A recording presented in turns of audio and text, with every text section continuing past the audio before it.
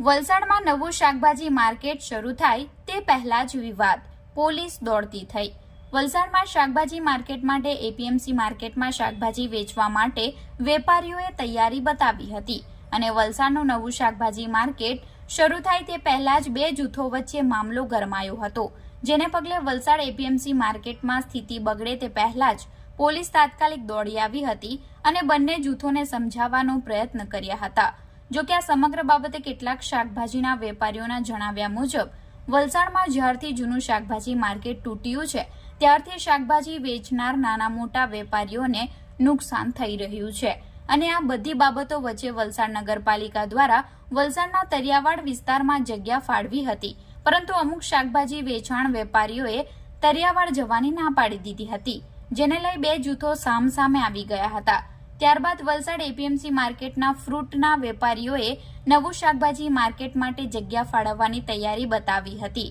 જેને વહીવટી તંત્ર દ્વારા એક પક્ષને સાંભળીને મંજૂરી આપી દેવામાં આવી હતી, જેમાં સ્થળ તપાસ કર્યા વિના 100 પાથરણાવાળાની જગ્યામાં 600 લોકોને બેસાડવાની બાબતે મામલો ગરમાયો હતો અને બંને જૂથો ફરી સામસામે આવી ગયા હતા। આ વિવાદમાં સૌથી પહેલા ભૂલ કરનાર તંત્રની છે, કારણ કે એપીએમસી માર્કેટ આટલા બધા શાકભાજી વેચનાર લોકોને બેસાડવાની ક્ષમતા છે કે નથી અને આવનાર દિવસોમાં ચીકુ તેમજ કેરીની સિઝનમાં ફ્રૂટના વેપારીઓ ક્યાં ધંધો કરવા જશે તે પણ એક ગંભીર પ્રશ્ન છે। એટલું જ નહીં, એપીએમસી માર્કેટનો બેચર રોડ માર્ગ સતત ટ્રાફિકથી ધમધમતો રહેતો હોવાથી પોલીસ માટે આ જગ્યા આવનાર દિવસોમાં માથાના દુખાવા સમાન સાબિત થશે તેવું લોકો જણાવી રહ્યા છે।